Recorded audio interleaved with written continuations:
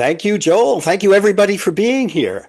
Uh, the the summit and this book kind of came together, and I sent it to Joel a while ago, and I said, "Well, if you're interested in using this in this year's theme," and more, he said, "No, it should be central. It should be central." And I kept trying to be, to defer to the group, say, "Okay, it'd be a sidebar, but it doesn't have to be central." And he kept saying, "No, this is the issue."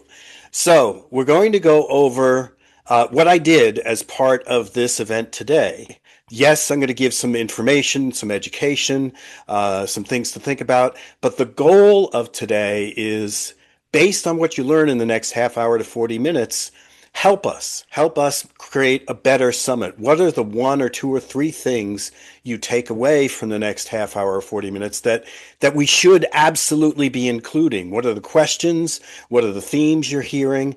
And that's where we're going to wrap up after I stop showing slides and stop talking. So let's begin with what the people that did have a chance to look at it. Okay, we'll go to Joel. Yeah, Bill, I'm here. You know, I dropped it in my AI tool and it gave me, the Cliff Notes was one of the prompts that you gave me. And so I saw all of that. But then as I was continuing to play around with the data, it's the one that I put in there where it's just like, 95% of AI integrations fail, when they're left to just technologists instead of maybe technologists and humans, I think. Is that right, Bill? Yep. Yeah, that's just fascinating. And I think, for me, it's also a reminder of any of the change initiatives that take place. How do we involve more people in it? And, of course, maybe that starts me to think about how the Bill of Rights actually play out when we start to implement things. Are we going to integrate, ways that involve humans as partners as opposed to they just being left to the side or some other part that we're not involved. We don't have agency in it. Um, those are some of my early thoughts, Bill. And by the way, as I asked for comments here in the upfront, for any of you who have not yet received the book or had the chance to put it in, Joel mentioned the Bill of Rights. We're going to be covering after I do the initial Q&A. We'll cover some of the details that are in the book. So don't worry, anything that's mentioned, we will cover. Carrie, tell me more about your biggest takeaway. Yeah, hi. I thought this was so interesting. What I took away was that the risk of AI isn't necessarily around just job loss, but this slow erosion of human agency. And so what I pulled is that AI is not just changing tasks, but it's changing power. And it just made me realize how many systems in modern life already kind of condition us to disconnect from ourselves. So I think the danger isn't just the technology, it's, human beings forgetting how to remain human inside of these systems that are built for efficiency. Um, so I kind of think that, yeah, as the world kind of increases its drive from algorithms, that our humanity might actually become our greatest asset. So those were kind of the themes that jumped out to me. And building on Carrie's point, the big thing, humanity is our greatest aspect, it is our greatest superpower and everything else. But how do we ensure that gets built into corporate infrastructures? So that's one of the things we'll be discussing as we go further. Michelle, tell us some more about your key aha.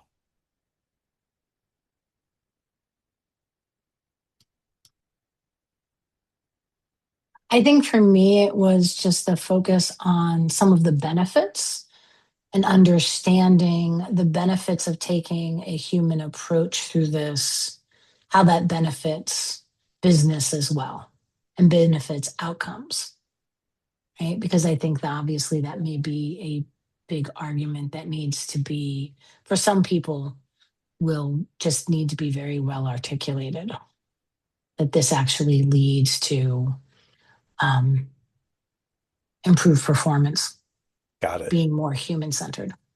Great, great, great insights. And out jumping ahead, Allison, I see you had difficulty. I'm not sure why you encountered that, but we will make sure you get a PDF that is readable.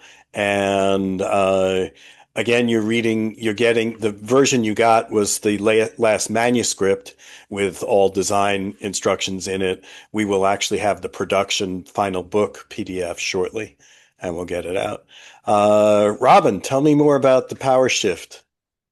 Yeah, so I have spent many decades of my career as a human-centered design and research leader. So it's been interesting to, experience the ascent of AI and wondering, how to, bring people like me into helping to shape it for organizations. And I have been thinking a lot at the task level, like how, do we apply ethnographic research and human-centered design to looking at, what are workflows? How does AI fit into them? What are the, handoffs?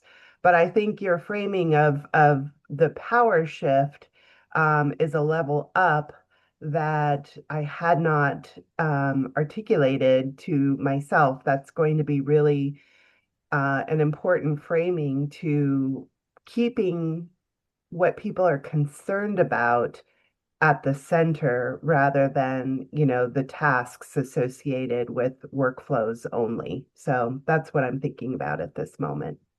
Awesome. That's exactly where the one of the main lines in the book is it's about a power shift, not a task shift.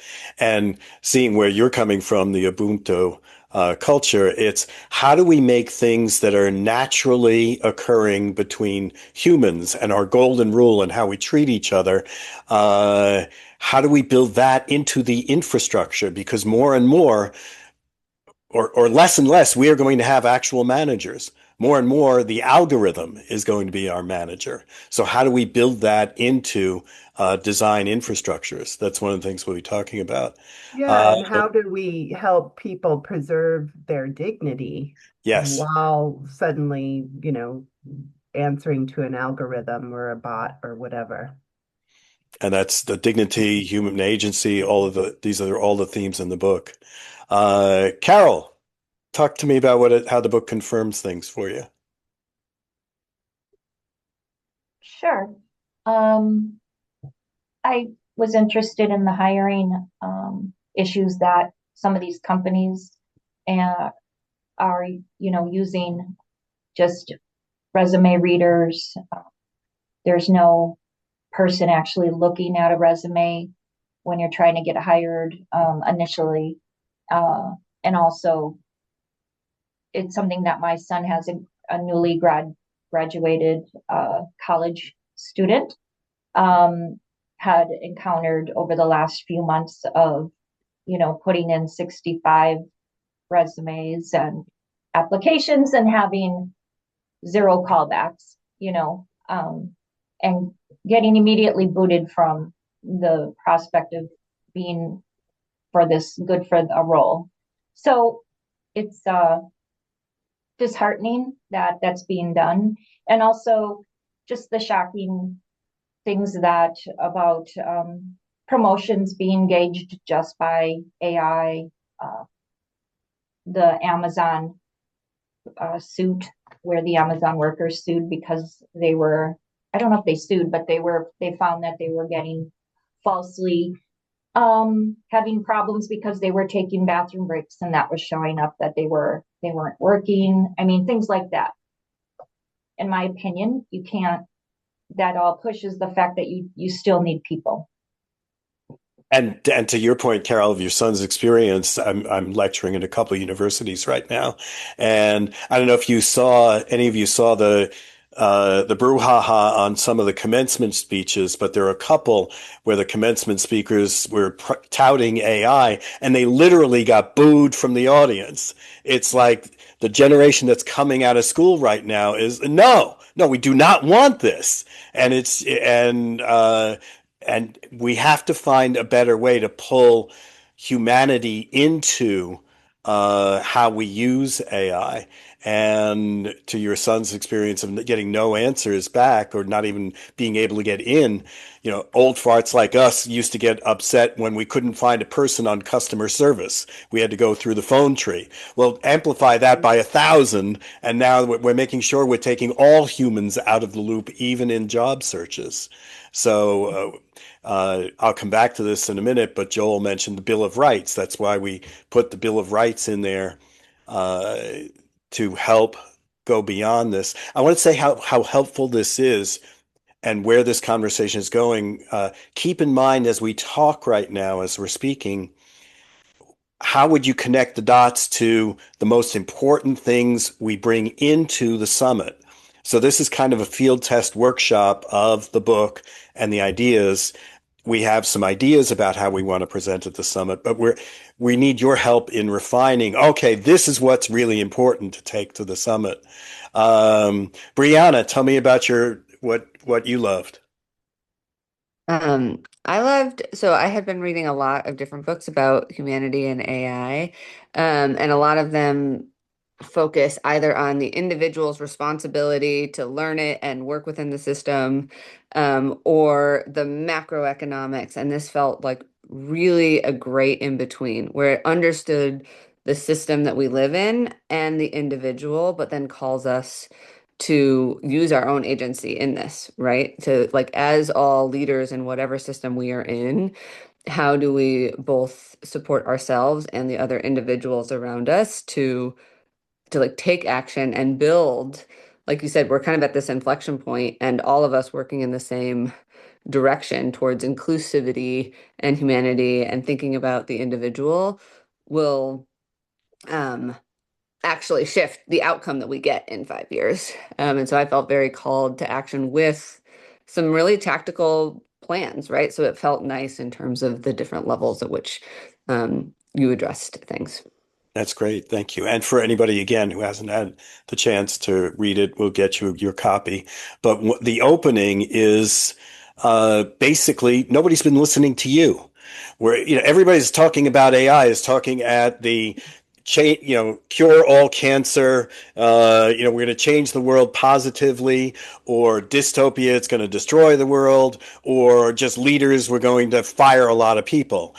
So this book was intentionally, we stood in the shoes of the people that are actually doing the work, and that was the framework that Brianna found helpful. Lynette, tell me about your experience as a leadership coach and how this book connected with you.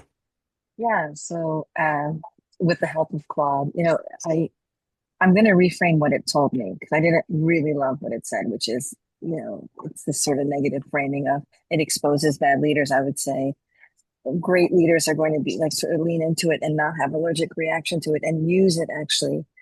I read it. I didn't read your book obviously yet, but using almost design systems thinking in how you use AI, right? And so, we talked about rethinking power, judgment, and agency. So it's not just up here, but it's pervasive throughout the organization. And I really love that. And yeah, and so to me, those were, I gave it a specific prompt around, for someone as a leadership coach, what really matters. So it's a very specific headline it gave me. And when you do get a chance to go into it, part one is the Bill of Rights. It's fairly short, easy read, 1 to 2 pages each. The part two is very, very detailed. Dear leaders, if you care about humanity, this is what you must do. So it's got 10 Yeah. practices in the second half when you do get a chance to read it. Mhm. So it covers a lot of that. David, I loved you quoting Uncle Ben from Spider-Man. Tell me about how with great power comes great responsibility relates to what you got out of it so far.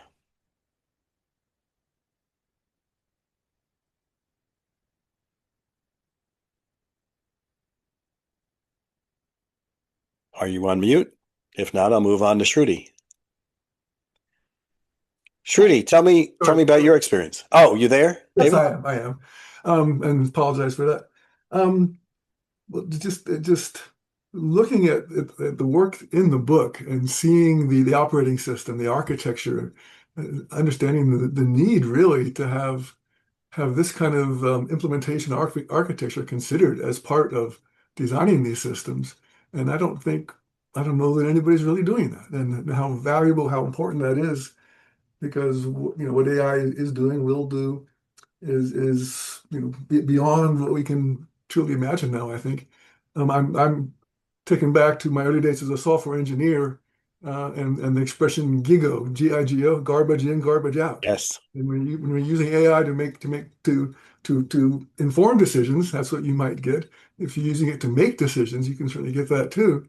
And anyway, it's all a little overwhelming for me actually to take all this in so quickly.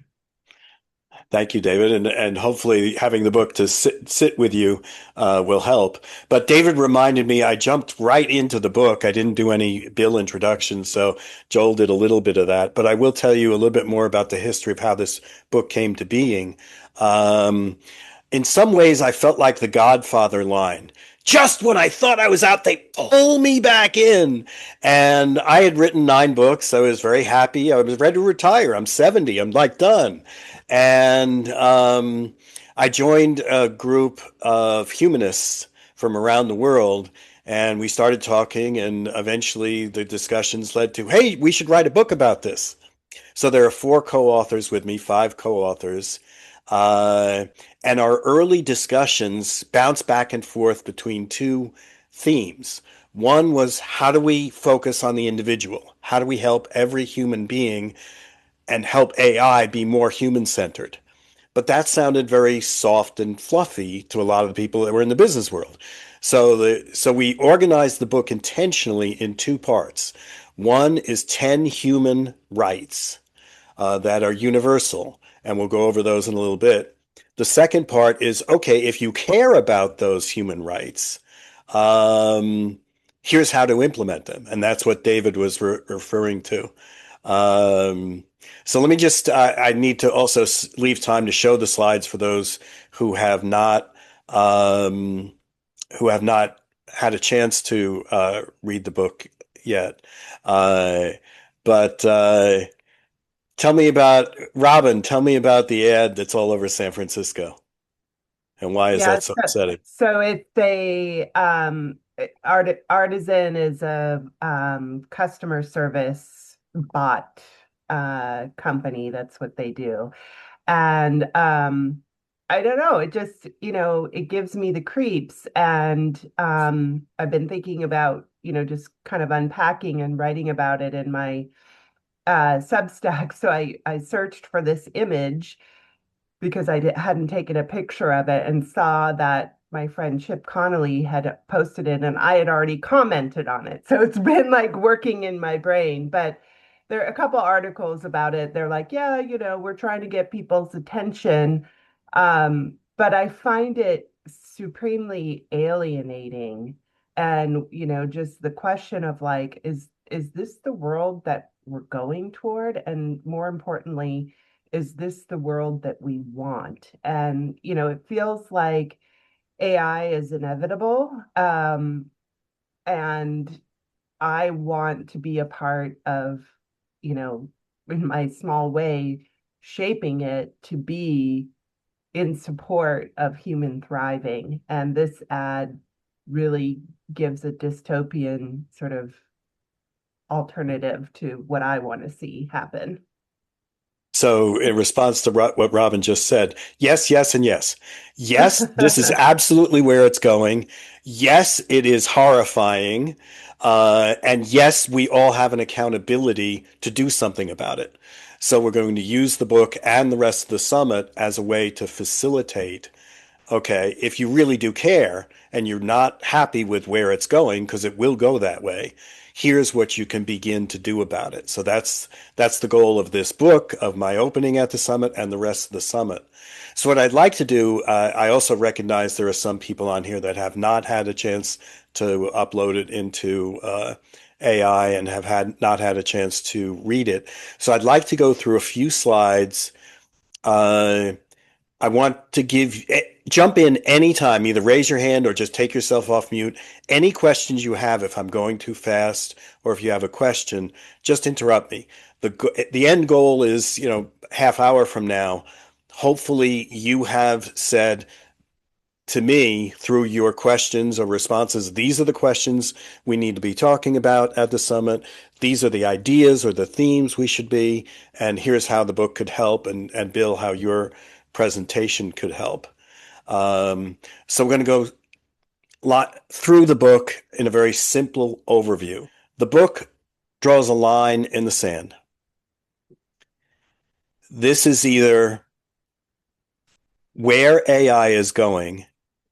It is either going to amplify and optimize who we are as human beings, or it's going to diminish our role. There is no middle ground. We all have to take a stand. We all have to pick a side, because the way it is being implemented right now, it is reducing the role of humanity. It is minimizing the role of humanity. It is being used either as an excuse to lay people off or directly to lay people off. We need to take a line and stand. One of the comments was, I like the manifesto part. This is a manifesto. You are going to have to take a stand in the next couple years over what you feel is passionate, what you feel the AI is doing to us, like the bus sign we just saw in the chat. We are all going to have to take a stand, and we're going to have to figure out how to take the stand. The book proposes a way to do that. Facilitate the conversation away from where it is now, which is we're just shifting tasks. We're taking these tasks away from a human being and giving them to AI. That's the current conversation. That's 90 to 99% of the conversation. We need to realize this is really about a power shift. Do people have full agency in their lives, in their work? Are we disseminating power differently than we were? This AI truly destroys the hierarchy. Nobody's talking about that yet. If everybody in the company can know as much as the CEO and can make decisions based on that information, what's the point of the hierarchy? There's a futurist out there that said that differently. I think I quoted it in the book. It's, what are you going to do? It was outward facing in. What are you going to do when your customers know as much as you do? It completely changes the power dynamic of all interactions. So that's what we need to begin thinking about. Which means right now we're just focused on tasks. How do we take these manual tasks away from somebody and give them to AI? What we really need to be framing the conversation around is AI completely redesigns all work, not just task work. But the idea of why do we need humans? I don't mean that as a rhetorical bullshit question. Every leader, every company is going to have to answer, why do we need humans? Because that's the only way they can build in a role for humans that AI can't take over. What skills are those humans going to need? Are we hiring humans, or are we just hiring tasks that are going to be replaced?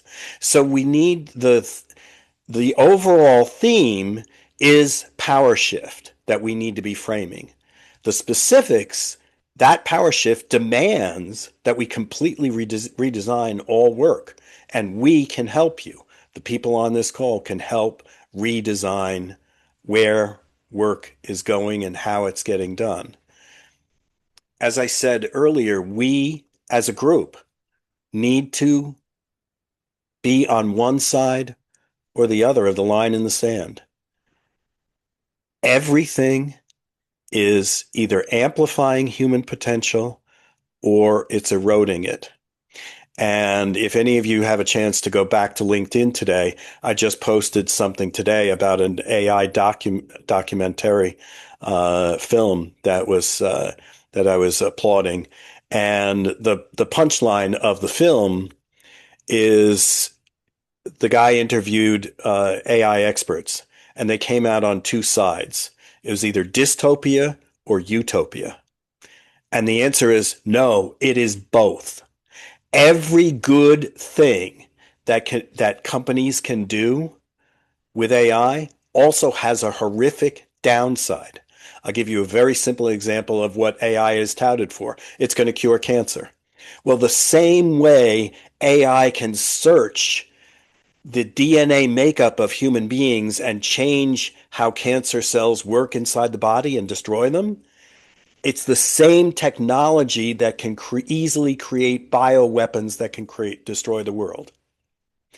Everything AI does that can have a huge upside for people and companies also at the same time carries a huge downside.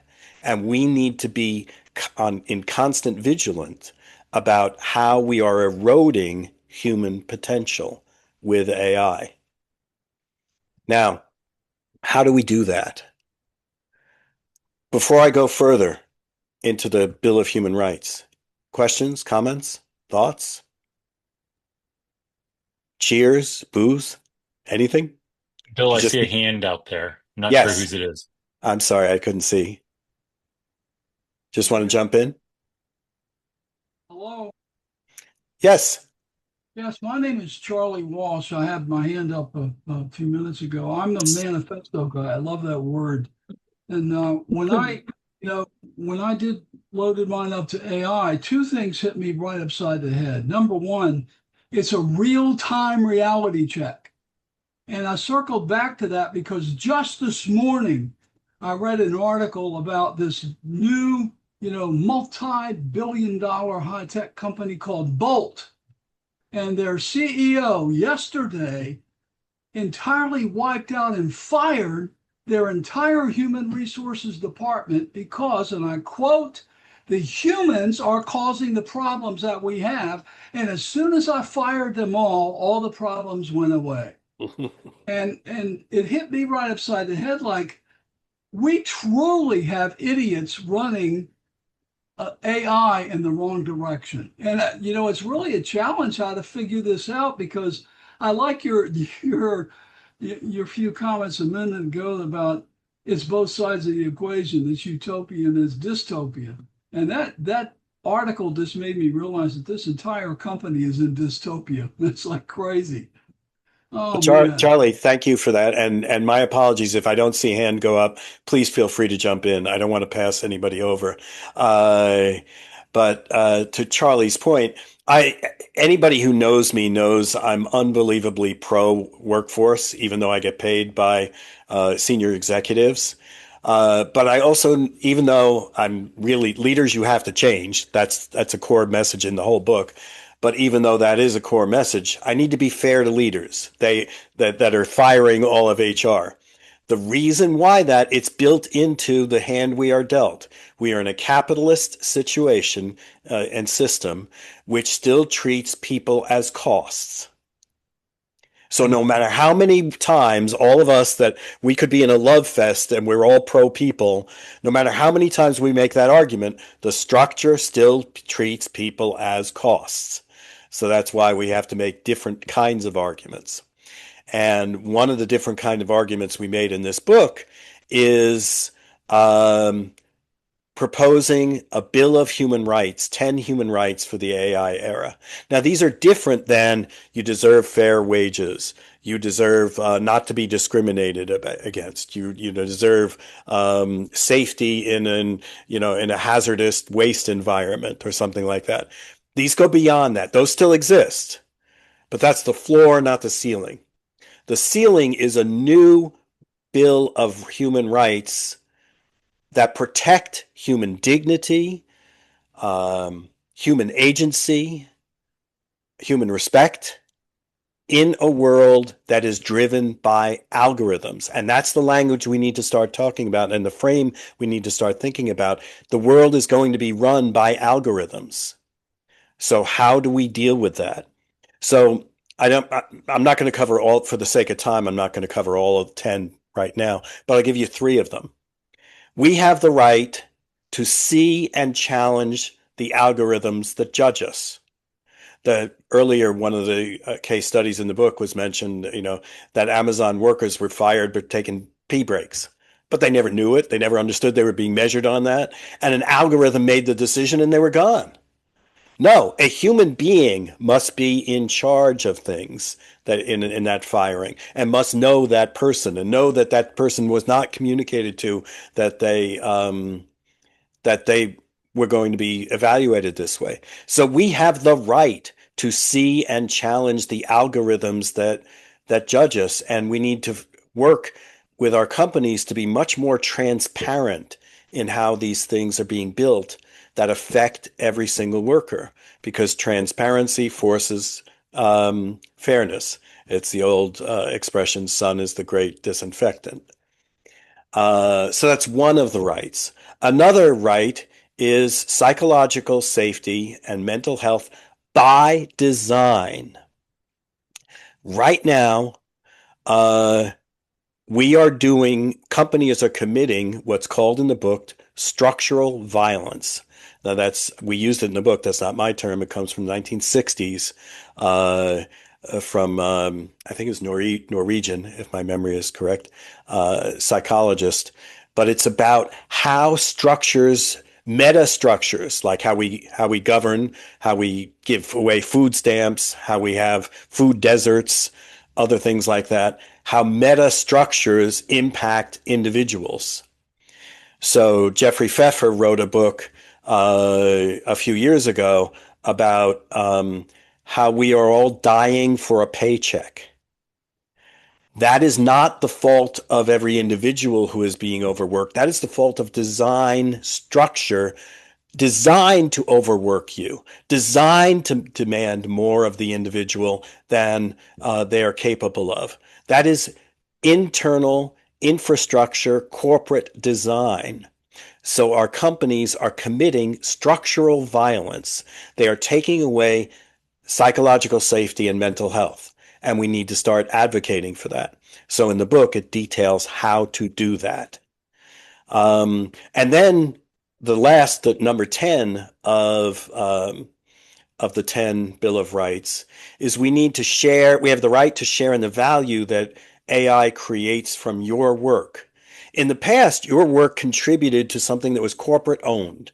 It was you know, uh, it was prioritized by the company. The intellectual property was the company's. The trademark was the company's, and you just contributed, and you got paid a fair wage for that. Okay, that was the past.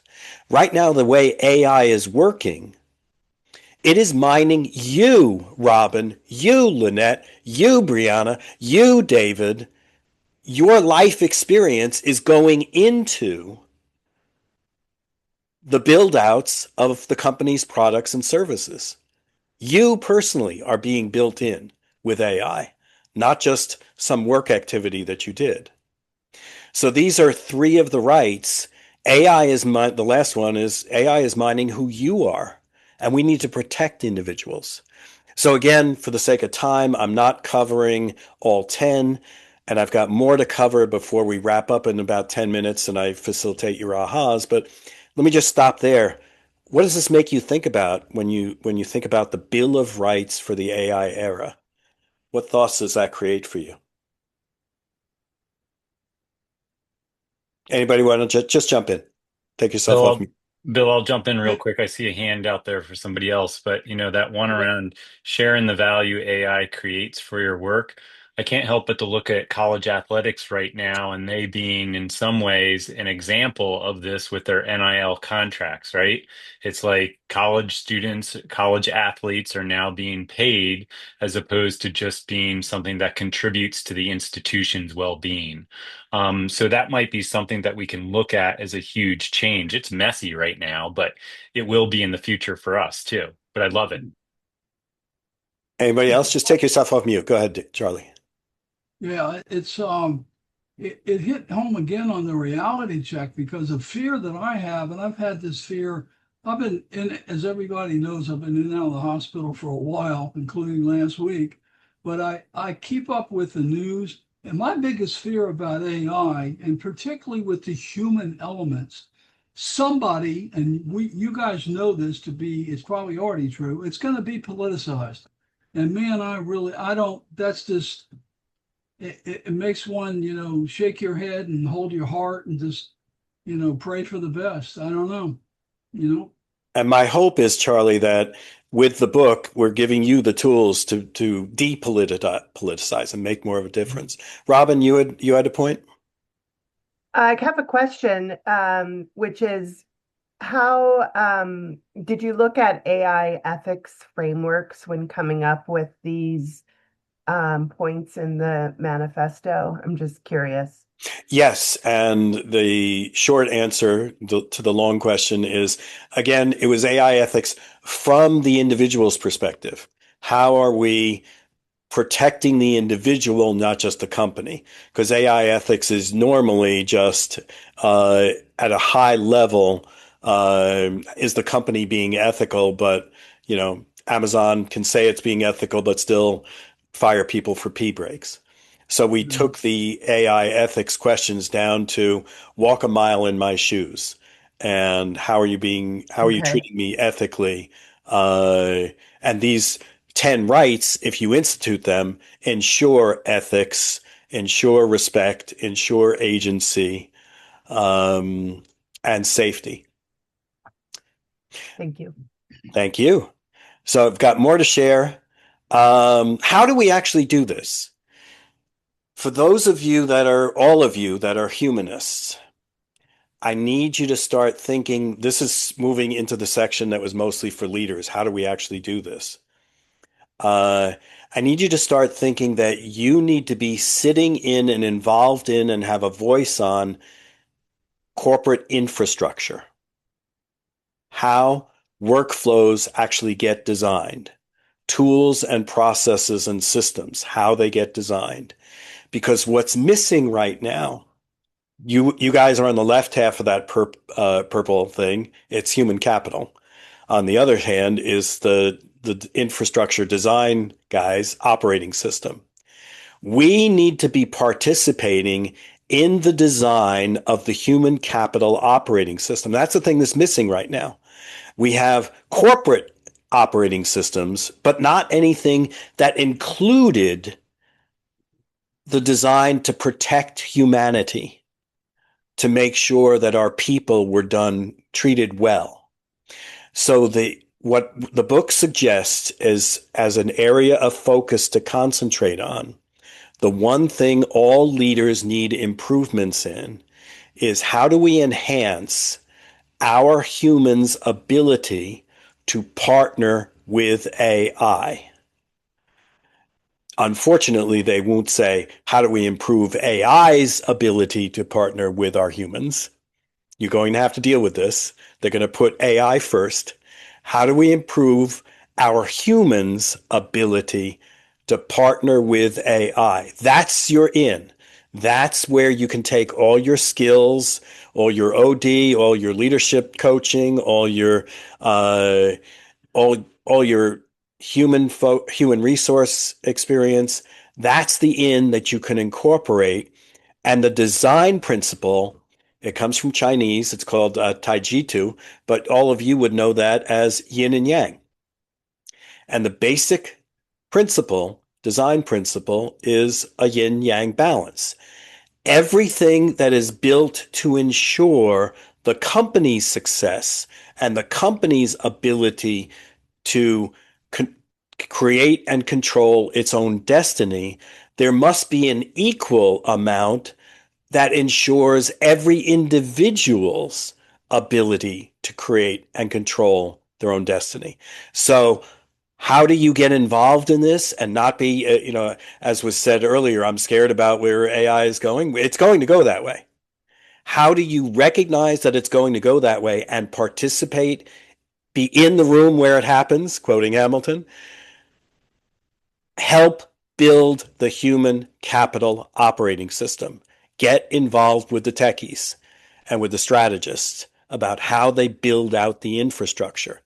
Your hook, your angle is how do I can help you enhance how our how our humans partner with AI. That's my specialty. That's why I'm in the room where it's happening.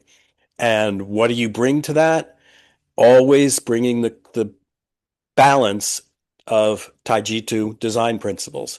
Every time there's something that enhances how the company performs, we need to be able to enhance how every individual can create and control their own destiny. Now, how long do you have? The longest amount of time you have to do this is about 5 to 8 years. By 5 to 8 years, AI native enterprise operating systems will be prevalent. Now, the shortest is about 2.5 to 3 years. But the longest, the maximum amount of time you have to help affect this shift is about 5 to 8 years. And in the book, we make a comparison. The Industrial Revolution, people had about 50 to 60 years before the structure of steam engine and other things and electricity took over. The Digital Revolution, it was about 20 years before it was fully baked into all companies. Now you've got maximum amount of about 5 years to do this. So there's a sense of urgency. And your job is to help the leaders understand that sense of urgency. Now, how are we helping use the book for every leader, every manager, every individual? We're doing something that's absolutely crazy. Just like I gave all of you a PDF, there's going to be a QR code in the book that gives people instructions. Take this book, upload it into your AI, then use it to tailor and personalize everything in the book to your specific needs. Now, I had to really pull 4 co-authors with me on this because there's a huge downside to an author. You give away a free PDF, the book goes viral. Books and ebooks and audiobooks are coded in such a way that you can't put them in AI. We are giving away intentionally a free version of the book for everybody who buys it so they can put it into AI and it could go viral and we could lose sales. The upside is we're taking a gamble that more people will use this way. So it may take money out of our pockets, but it will make the world a better place.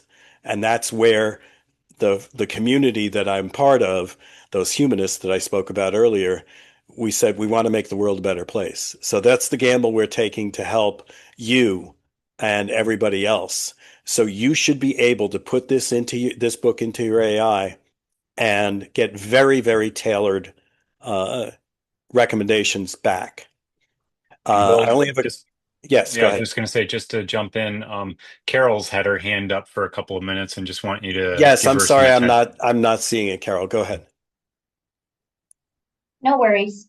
I think you answered my question, but my question was, can I share the PDF with our Chief Information Officer? Absolutely. Okay, Absolutely. And but just let that person know. And that's part of our philosophy. It might lose us book sales, but if I can help a CIO move faster, better. Just let that person know. This is a manuscript, a PDF in the manuscript. The final book won't be out for another month. It's June 22nd. The book will be out. excellent. But to that CIO, here are some things to share with that CIO. There are some immediate actions that leaders need to be doing. And what I'm going to do is wrap up here and then leave a few minutes before we close as to help me. And if you don't have time before you have to cut off, please email Joel or me or somebody and give us your thoughts. The end place we want to be is help us build this into the opening session. What really struck you that we need to change? What should we be sure to focus on? These are some immediate things that leaders must be doing and immediate shifts that they need to be making. One is be the leader this moment requires and not the leader they were. So in handing this to your CEO, a pre-work before this book is Marshall Goldsmith's "What Got You Here Won't Get You There." This moment requires a completely new way of thinking. Make your personal transformation visible. The CIO needs to say, I'm just using Carol's leader as an example. CIO needs to be able to say, geez, this is tough. I'm working through some things I've never had to work through before.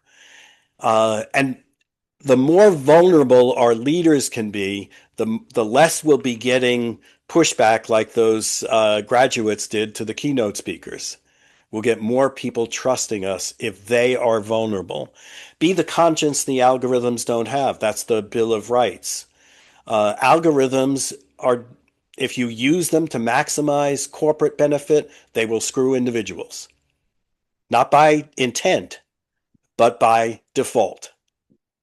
Connect your team to the new vision. We ask at the end of the book, we ask leaders, what's their vision for the future? And answering Anne's question of what's the hook that will get organizations to buy this? Their own glory. This bullet point of connect your team to the new vision, they have an opportunity to create a completely new way of making money, a completely new way of building companies.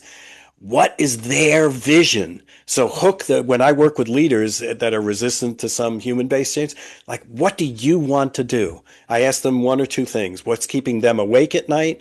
Or what amazing dream do they have?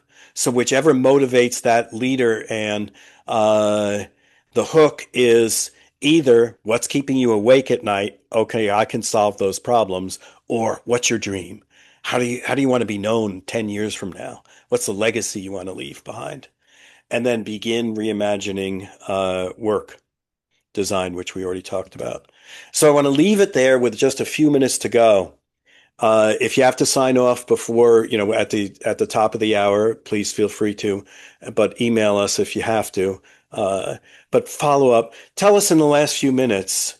Just take yourself off mute and shout it out or write it in the comments. Uh, what what should we bring from this? What's your biggest thing? What's the one thing you took away from today that we absolutely must build into the beginning of the summit? Either type it in chat or just shout it out. Take yourself off mute. I would say personal attitude about moving forward. How do you mean that? Well,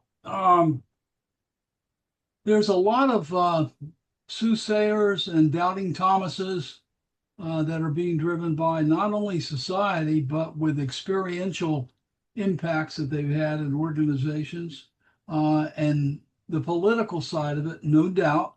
And then some of us, like myself, have been fighting this fight for some time, and my health has slowed me down. And I just put in the chat box this book, your focus, your roadmap has the potential of being my personal manifesto to shift my attitude away from, oh, how sick am I, to there's still a lot of work to be done. So that's what I meant by it. Thank you. Thank you for that. And I want to pick up on Michelle's. I want to be sure I understand what are the thoughts that leaders need to have to enable this. Is your point, Michelle, we need to be sure that we help the summit attendees help their leaders so they can enable it? Was that your point?